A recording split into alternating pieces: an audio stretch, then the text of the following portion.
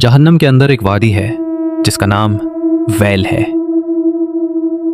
Well का लफ्ज मैंने अर्ज किया, जहन्नम की एक ऐसी वादी का नाम भी वैल है जिससे खुद जहन्नम पनाह मांगती है। बिस्मिल्लाहिर्रहमानिर्रहीम। फ़वैलुल लिलमुसल्लीन अल्लज़ीना हुम अन सलातिहिम साहून। तो ऐसे नमाजियों के लिए बर्बादी है जो अपनी नमाज़ों से गाफिल रहते हैं। अब यहाँ कुछ अल्लाह का खौफ रखने वाले नमाजी ये सोच सकते हैं कि क्या अगर नमाज में कभी भूल हो जाए तो ये वईद हमारे लिए भी है। उलमाए कराम फरमाते हैं कि अगर आयत में फ़ी सलातिहिम साहून होता तो इसका मतलब ये होता कि वो अपनी नमाज के अंदर भूल जाते हैं, लेकिन अल्लाह ताला ने फरमाया अन सलातिहिम साहून, यानी वो अपनी नमाज ही से गाफिल हैं, उसे अहमियत नहीं देते, जानबूझकर मौखर करते हैं या बेदिली से अदा करते हैं। नमाज के दौरान भूल जाना कोई ऐब नहीं, नबी करीम सल्लल्लाहु अलैहि वसल्लम से भी सहू साबित है और इसीलिए सजदा सहू की तालीम दी गई। असल मजम्मत उन लोगों की है जो नमाज को बोझ समझते हैं, वक्त टालते रहते हैं या सिर्फ लोगों को दिखाने के लिए नमाज पढ़ते हैं। कभी माँ बाप के कहने पर, कभी लोगों के डर से या सिर्फ फ़र्ज़ उतारने के लिए जल्दी जल्दी नमाज अदा कर ली। ज़ाहिरन नमाज तो पढ़ ली लेकिन दिल अल्लाह की तरफ मुतवज्जे ना था।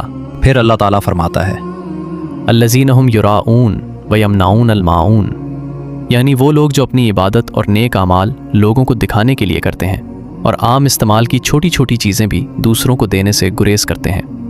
बाज़ मुफस्सिरीन ने अलमाऊन से मुराद ज़कात भी ली है क्योंकि ज़कात माल का सिर्फ एक छोटा सा हिस्सा है, लेकिन उसके बावजूद बाज़ लोग उसे अदा करने से भी गुरेज करते हैं। इस सूरत का खुलासा ये है, आखिरत पर सच्चा ईमान, अच्छा अखलाक, इखलास के साथ नमाज की पाबंदी और लोगों के हुकूक अदा करना, ये सब मिलकर मजबूत और खूबसूरत ईमान की बुनियाद बनते हैं। अल्लाह ताला हमें उन लोगों में शामिल ना करे जो नमाज को बोझ समझते हैं या उससे गफलत बरतते हैं।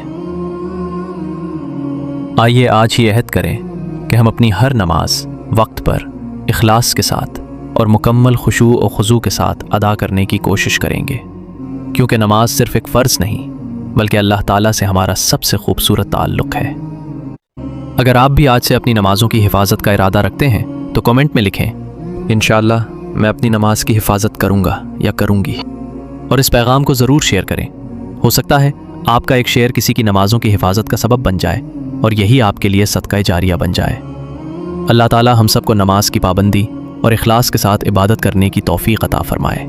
आमीन।